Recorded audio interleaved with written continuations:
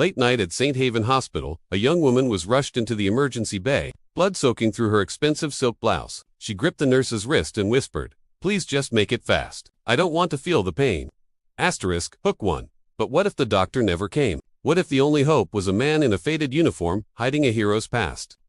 No doctor arrived in time. A man in a faded security uniform burst through the door, his voice low and steady. "I'm a medic. Let me help." He pulled off his jacket and draped it over her trembling body. Under the harsh fluorescent light, faded numbers were visible on his forearm. Military ink. He was a hero. But why was he living like a shadow? The hallways of St. Haven Hospital smelled like disinfectant and silence. Ethan Ward walked them every night, boots scuffing against polished floors that reflected nothing but emptiness. He wore the same Navy security uniform he'd worn for 3 years. The fabric was worn thin at the elbows. His name tag hung crooked. No one ever straightened it. He was 38 years old, but his hands looked older. Scars ran along his knuckles, the kind you got from holding people together when they were falling apart.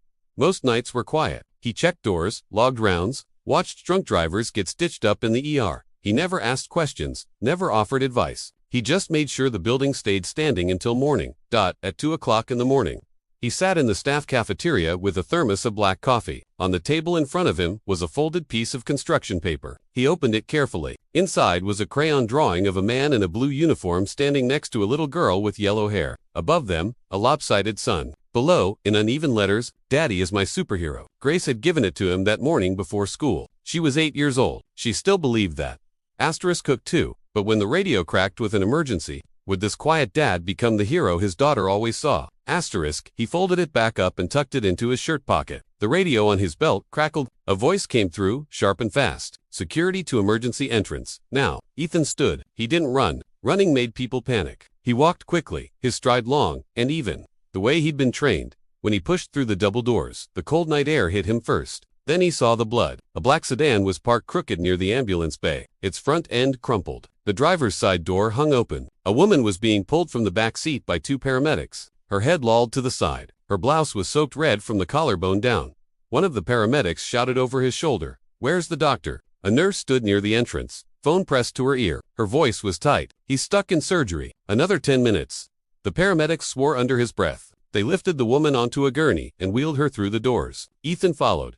Inside, under the fluorescent lights, he got a better look at her. Mid-30s, dark hair plastered to her forehead with sweat. Her skin was pale, lips colorless. She was conscious. Barely, her eyes rolled toward the ceiling, unfocused. The nurse leaned over her, trying to keep her still. "Ma'am, can you hear me? We're getting you help. Just hold on." The woman's hand shot out and grabbed the nurse's wrist. Her grip was weak, trembling. "Please," she whispered. Her voice was hoarse. "Just make it fast. I don't want to feel the pain."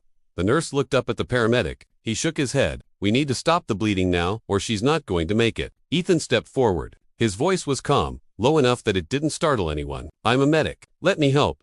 The paramedic turned. His eyes flicked to Ethan's uniform, then back to his face. "Your security." Ethan didn't argue. He pulled off his jacket and draped it over the woman's chest, then rolled up his sleeves. The faded ink on his forearm became visible. Numbers, a unit designation. The paramedic saw it and stepped aside. Ethan moved quickly. He pressed his hands to the wound, applying pressure with the heel of his palm. Blood welled up between his fingers, warm and slick. He didn't flinch. "Get me gauze and something to elevate her legs." The nurse handed him a stack of sterile pads. He packed the wound, his movements precise and efficient. The woman's breathing was shallow, her pulse weak under his fingertips. He checked her pupils. One was blown, not good. He tilted her head back slightly, clearing her airway. Then he spoke to her, his voice steady. "You're going to be okay. Stay with me." Her eyes found his. For a moment, they focused. She stared at him like she was trying to remember something. Then the doctor burst through the door. "I've got it from here." Ethan stepped back. He wiped his hands on a towel someone handed him and watched as they moved the woman into a trauma bay. The door swung shut. The hallway fell quiet again. The paramedic clapped him on the shoulder. "Nice work." Ethan didn't reply. He picked up his jacket from the floor, shook it out, and put it back on. Then he walked back to his post. By the time his shift ended, the sun was rising. He clocked out, changed into his street clothes, and drove home in a 10-year-old truck with a cracked windshield. Grace was already awake when he walked through the door. She sat at the kitchen table in her pajamas, coloring in a workbook. She looked up and grinned. "Hi, Dottie." He kissed the top of her head. "Morning, sweetheart." She pointed to the page in front of her. "Look, I finished all the math problems." He sat down next to her and checked her work. Every answer was correct. He felt something tighten in his chest. "You're too smart for me." She laughed. "No, I'm not." He made her breakfast. Scrambled eggs and toast. They ate together in the small kitchen with sunlight streaming through the window. She told him about school, about her friend Emma, about the science project they were working on. He listened to every word. When it was time to walk her to the bus stop, she held his hand. She was getting too old for that, but she still did it. He didn't tell her to stop. After the bus pulled away, he went back inside and collapsed onto the couch. Sleep came fast and DREAMLESS. 3 days later, he was back at the hospital. Same hallways, same rounds. He'd almost forgotten about the woman in the ER. Then he saw her. She was standing near the main entrance, talking to a man in a suit. She wore a tailored blazer and heels that clicked against the tile. Her hair was pulled back. Her posture was perfect. She looked nothing like the bleeding woman on the gurney, but it was her. Ethan kept walking. He didn't stare, didn't stop. He had no reason to, but she saw him. Her eyes tracked him across the lobby. He felt it. He kept his head down and turned the corner. Later that night, his supervisor called him into the office. The man was in his 50s, balding, perpetually tired. "Ward, you got a visitor." Ethan frowned. "Who?" The supervisor gestured toward the window. Outside in the hallway stood the woman from the ER. She was alone this time. Her arms were crossed. Ethan stepped out. She turned to face him. "You're the one who helped me." It wasn't a question. He nodded once. She studied him for a moment. Her expression was unreadable. "I wanted to say thank you." Ethan shook his head. "You don't need to." She didn't seem to know what to do with that. She shifted her weight, glancing at the floor before meeting his eyes again. "The doctors told me you saved my life." He didn't respond. She extended her hand. "I'm Olivia Hart." He looked at her hand, but didn't take it. "I know who you are." Her jaw tightened. She lowered her hand. "Then you know I don't like owing people." Ethan's voice stayed level. "You don't owe me anything." Olivia stared at him. Something flickered in her eyes. Confusion maybe, or irritation. "I'd like to do something for you. Compensation, recognition, whatever you want." Ethan shook his head again. "I don't need that." Her voice sharpened. "Everyone needs something." He met her gaze. His tone didn't change. "I just need you to live better than you were that night." For the first time, she had nothing to say. Ethan turned and walked away. He didn't look back. Olivia stood in the hallway for a long time. Then she left, but she didn't forget. Over the next 2 weeks, Ethan heard nothing from her. He worked his shifts, picked up Grace from school, helped her with homework, made dinner, tucked her in, read her stories until she fell asleep. It was a small life, a quiet one. He didn't need it to be anything else. But late at night, when the hospital was silent, and he walked the empty corridors, he sometimes thought about the woman with the sharp eyes and the expensive clothes. He wondered if she remembered what she'd said that night. "Please just make it fast." He wondered what kind of life made someone say that, and he wondered if she was living any differently now. He didn't expect to find out, but he would.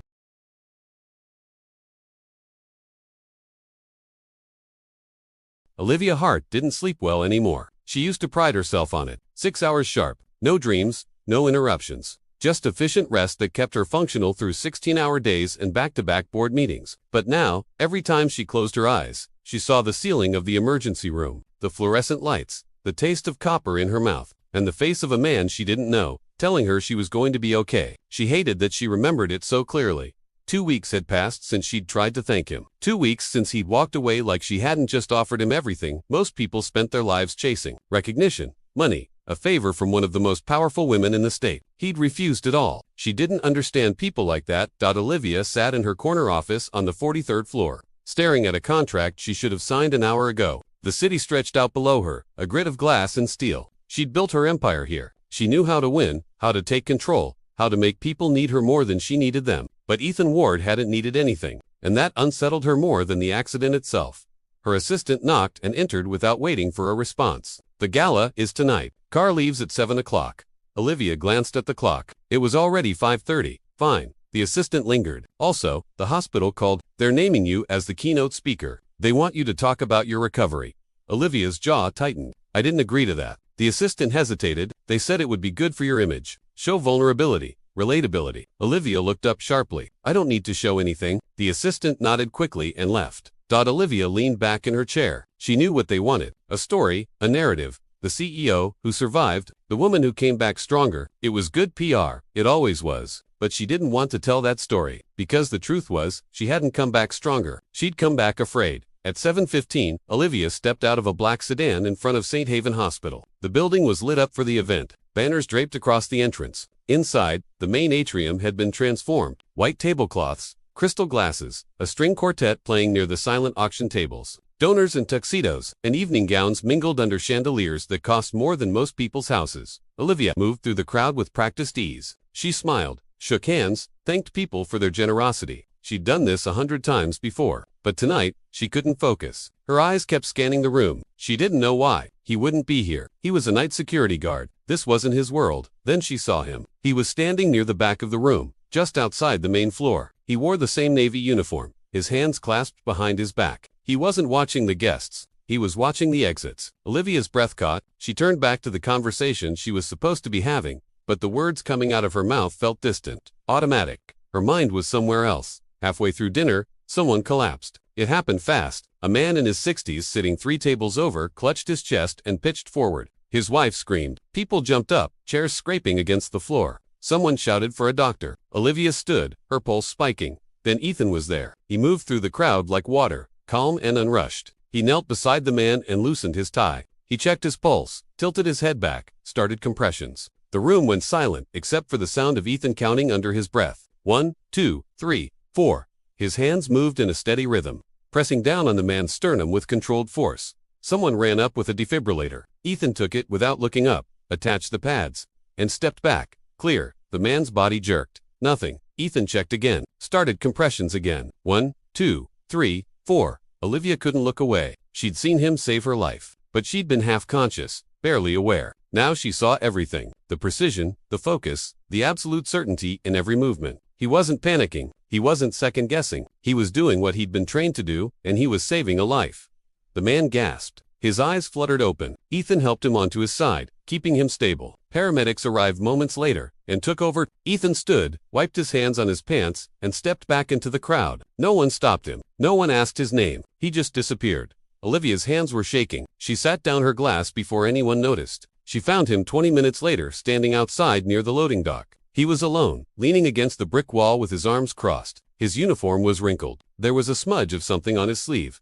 He looked up when she approached. His expression didn't change. Olivia stopped a few feet away. She didn't know what to say. Finally, she managed, "You did it again." Ethan glanced back toward the building. "He'll be fine." Olivia shook her head. "That's not what I meant." He looked at her then. Really looked at her. His eyes were steady. No anger, no expectation. Just quiet patience. She took a breath. "I need to know something." He waited. "Why are you here?" Ethan frowned slightly. "I work here." Olivia's voice sharpened. "No, I mean, why are you doing this? You were a combat medic. You have a Silver Cross. I looked you up. You saved 18 soldiers in a single firefight. You were decorated, honored, and now you're working night security at a hospital for minimum wage." Ethan's jaw tightened, but his voice stayed even. "That was a long time ago." Olivia stepped closer. "So, what happened? Why aren't you out there doing what you were trained to do?" Ethan didn't answer right away. He looked past her toward the parking lot. When he spoke, his voice was quiet. "Because I have a daughter and she needs me more than anyone else does." Olivia felt something crack open inside her chest. She wanted to say something, apologize, maybe, but Ethan was already walking away. That night, Olivia sat alone in her penthouse. The city glittered below her, endless and indifferent. She poured herself a glass of wine and didn't drink it. She kept thinking about what he'd said. "She needs me more than anyone else does."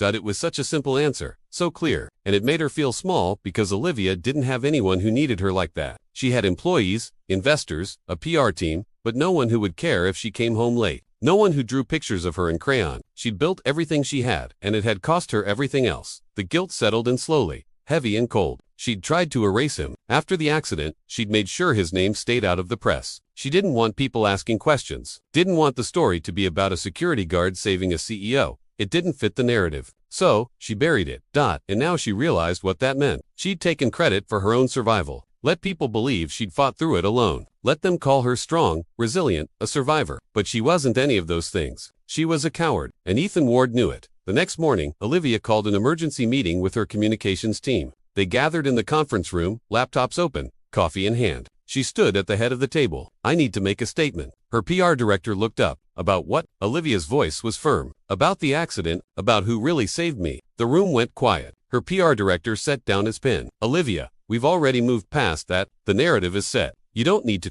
Olivia cut him off. "I'm not asking for advice. I'm telling you what's happening." He stared at her. "This is a mistake." Olivia met his gaze. "Maybe, but it's mine to make." 2 days later, Olivia stood in front of a wall of cameras. Reporters filled the room. Notebooks ready. Microphones clustered on the podium in front of her. She took a breath. 3 weeks ago, I was in a car accident. I was brought to St. Haven Hospital in critical condition. The doctors were delayed. I didn't think I was going to make it. She looked directly into the nearest camera. But I did because a man named Ethan Ward saved my life. The room erupted in questions. Olivia held up a hand. He's a night security guard at the hospital. He's also a decorated combat medic. And when no one else could help me, he stepped in. He didn't ask for recognition. He didn't ask for anything. And I never gave him credit. Her voice cracked slightly, but she kept going. I let people believe I survived on my own, that I was strong enough to pull through. But the truth is, I would have died that night if it wasn't for him. And I owe him everything. She looked down at her hands. I'm sorry it took me this long to say it.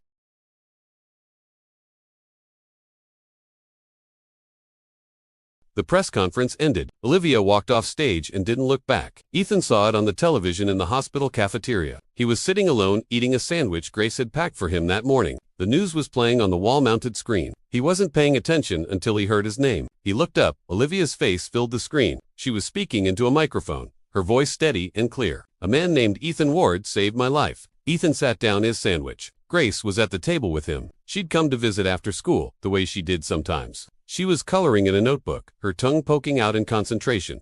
She looked up at the screen. Daddy, is that you? Ethan didn't answer. He just stared. Olivia kept talking. She told the whole story. The accident, the emergency room, the way he'd refused her thanks, the way she'd buried his name, and then she apologized. Grace tugged on his sleeve. Daddy. Ethan looked down at her. Her eyes were wide and bright. You're a hero. He swallowed hard. His throat felt tight. I'm just a guy who did his job.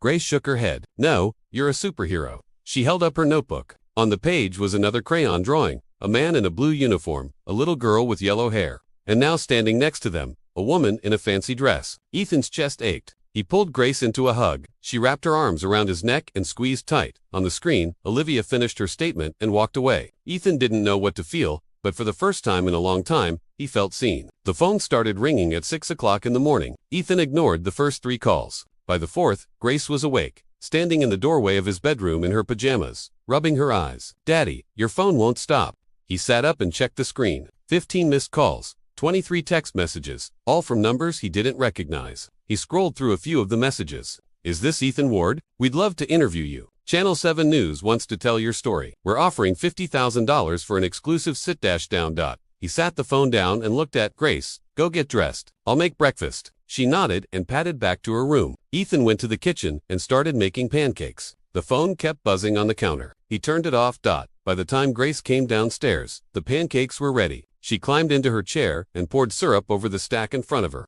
Ethan sat across from her with black coffee. She looked at him while she chewed. Are you famous now? Ethan shook his head. No, Grace frowned. But the lady on TV said your name and she said you saved her. Ethan sipped his coffee. That doesn't make me famous. It just means people know what happened. Grace thought about that. Emma's mom saw it. She told Emma, you're a hero. Ethan didn't know what to say to that, so he just reached across the table and ruffled her hair. Eat your breakfast. She grinned and went back to her pancakes. Over the next 3 days, the calls didn't stop. Reporters showed up at the hospital. A man in a suit waited outside Ethan's apartment building with a camera crew. Someone left a business card under his windshield wiper with a note that said, let's talk. 6 figures. Ethan threw it away. He kept his head down, worked his shifts, walked Grace to the bus stop, helped her with homework. But everywhere he went, people were watching, pointing, whispering. At the hospital, his supervisor called him into the office. Ward, you've got a problem. Ethan sat down. What kind of problem? The supervisor leaned back in his chair. You're a distraction. People are coming here just to see you. We've had 3 news vans in the parking lot this week. Administration is concerned. Ethan's jaw tightened. I'm just doing my job.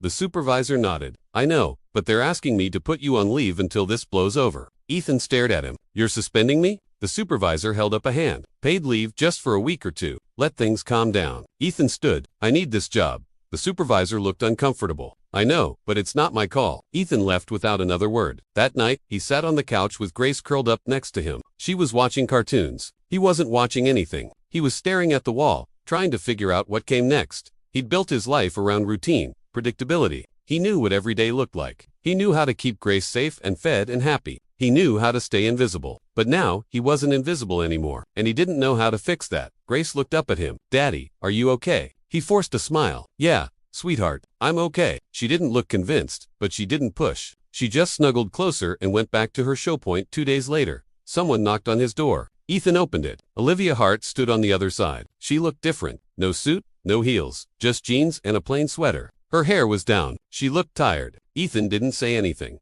Olivia shifted her weight. Can I come in? He stepped aside. She walked past him into the small living room. Grace was at the kitchen table coloring. She looked up and stared. Olivia gave her a small smile. Hi. Grace didn't smile back. She looked at her dad. Ethan walked over and put a hand on her shoulder. Grace, this is Olivia. She's the woman from the news. Grace's eyes went wide. The one you saved. Olivia nodded. That's right. Grace studied her for a long moment. Then she went back to her coloring. Ethan gestured toward the couch. Olivia sat down. He stayed standing. She looked up at him. I'm sorry. Ethan crossed his arms. For what? Olivia's voice was quiet. For all of it. For putting you in this position. For making your life harder. I thought I was doing the right thing by telling the truth. But I didn't think about what it would cost you. Ethan didn't respond right away. He just looked at her. Finally, he sat down in the chair across from her. Why are you here? Olivia took a breath. Because I want to make it right. Ethan shook his head. You can't. What's done is done. Olivia leaned forward. Maybe, but I can try. She reached into her bag and pulled out a folder. She set it on the coffee table between them.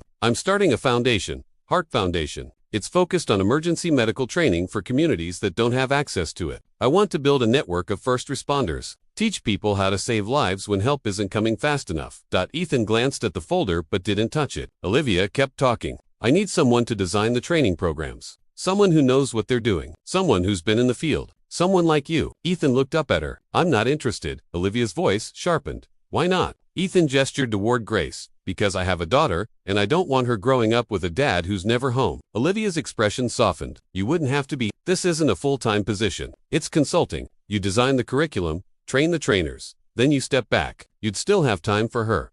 Ethan didn't answer. Olivia stood. Just think about it. Please. She left the folder on the table and walked to the door. She looked back at him one more time. You're right. What's done is done, but that doesn't mean we can't do something good with it. She left. Ethan sat there for a long time, staring at the folder. Grace came over and climbed into his lap. She looked at the folder, too. What's that? Ethan wrapped his arms around her. I don't know yet. That night, after Grace went to bed, Ethan opened the folder. Inside were blueprints for a training center, a proposed curriculum, a list of cities that didn't have adequate emergency services, and a handwritten note from Olivia. You taught me what it means to save a life. Let me help you teach others. Ethan closed the folder, but he didn't throw it away. 3 weeks later, Ethan stood in front of a room full of volunteers. They were firefighters, EMTs, teachers, and civilians who wanted to learn how to help. The training center wasn't finished yet. They were meeting in a rented warehouse with folding chairs and a projector screen. Ethan had never taught before. He didn't know how to stand in front of people and explain what he knew, but Olivia had asked him to try, and Grace had told him he should. So, he did. He started with the basics. How to check for a pulse, how to clear an airway, how to apply pressure to a wound. He demonstrated on a mannequin. Then he walked through the room correcting grips, answering questions, showing them how to move with confidence. By the end of the session, his voice was hoarse, but the volunteers were smiling,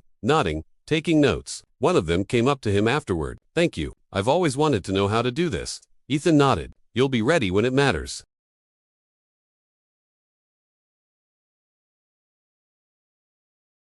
Olivia was waiting for him outside. She leaned against her car, arms crossed, watching him. How'd it go? Ethan shrugged. Okay, I think. Olivia smiled. They loved you. Ethan didn't know what to say to that. They stood there in the parking lot, the sun setting behind the warehouse for the first time. The silence between them wasn't uncomfortable. Olivia looked at him. I know I can't undo what I did, but I hope this helps. Ethan met her eyes. It does. She nodded. Then she got in her car and drove away. 1 year later, the Ward Center for Community Healing opened its doors. It was a 3-story building on the edge of the city, built with donations from across the state. Inside were training rooms, simulation labs, and a wall covered in photos of people who had completed the program. Over 2,000 volunteers had been trained. 37 lives had been saved because of what they learned. The ribbon-cutting ceremony was packed. Local officials, press, families who'd lost loved ones, and families who'd been saved. Grace stood next to Ethan, holding his hand. She wore a yellow dress and kept bouncing on her toes. Olivia stood at the podium. This center exists because one man knew how to act when no one else could. Ethan Ward didn't ask for recognition. He didn't ask for anything, but he gave everything when it mattered most. She looked over at him. And now, because of him, thousands of others will be able to do the same.